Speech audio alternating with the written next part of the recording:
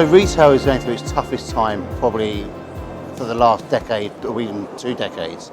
And the reason of that is ultimately is that the internet has taken a hold, consumer behaviour is changing. And I think from a bricks and mortar organisation, Omnichannel is absolutely crucial for them to survive.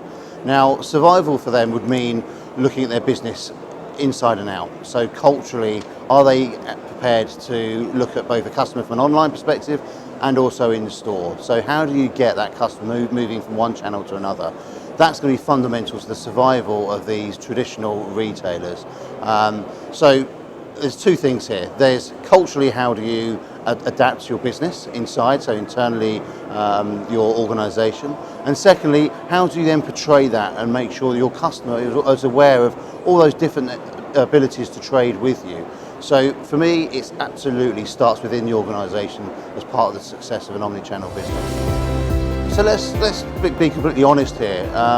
E-commerce organisations having their own challenges also in the retail space. But obviously we were talking about traditional here that's having probably a tougher time. And essentially it's about ensuring that their planning is aligned to both what stores are doing and what online is doing. And you need a dedication within the business that someone can look at the whole of the marketing plan and make sure it's executed into the wider business. Now, from my perspective, this is about planning. This is about not kind of doing last minute activity. This is about having a solid 12-month plan that you stick to and you're committed to, and you have the relevant people to deliver that as well. What you'll find currently is that what businesses work in silos. So actually the web business doesn't know what the store business is doing. The store business doesn't know what customer services are doing. So breaking those silos down is absolutely crucial for the success of an omnichannel business. And now a customer understands omnichannel. So we know that they are going to shop whatever channel that they prefer, but we need to make sure we make it easy for them. So if they're coming into store, they have a wonderful experience.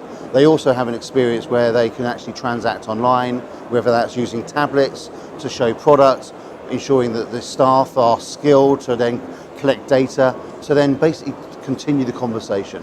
Omnichannel is about conversation and continuing that conversation as opposed to a start and an end from entering a store to purchasing. What's happening at the moment? Well, the behaviour of customers at the moment is they have a mobile phone in their hands and they're price checking, they're looking at products, they're looking at other competitors while they're in your store.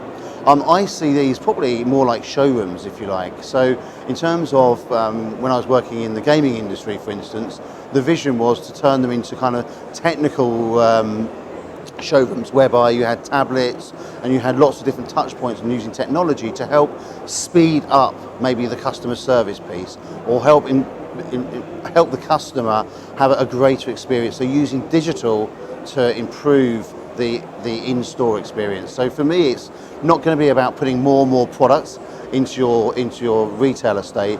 It's probably having less product but more of experiences. So maybe it can be like coffee bars and more of a kind of a lifestyle experience rather than we are desperately needing you to buy products while you're in here. The ultimate is that the customer goes away with an experience that they share with others. That's what ultimately we're here to do. We want them to stay for longer, we want them to share their experiences. Well, they need to think omnichannel, ultimately. They need to take ownership for not just with the website, but also the retail estate, also the customer service, and ultimately the customer. This has to be a joined up approach, okay? And that's when I sort of referenced earlier that culture is very important. So you need to have senior leaders at the very top table in marketing, okay, driving that customer agenda. And if it's not driven from the top, it's then very difficult to execute throughout your organisation. So it's absolutely critical that you have buy-in at the top. Well, I think customers generally do have high expectations.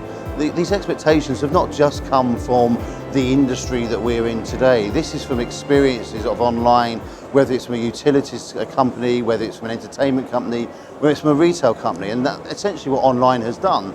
And e-commerce companies especially have really educated customers in terms of what world-class customer service looks like. Next day or same day delivery, for instance, is probably one of the key changes there. So I think what companies in terms of bricks and mortar organisations need to do is really understand the customer and get regular feedback from the customer.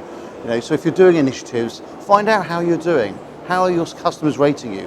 What are the pain points for your customer? So really you have to open up and listen to your customer, because if you don't listen to your customer, the chances are that you're going to be going down the wrong path.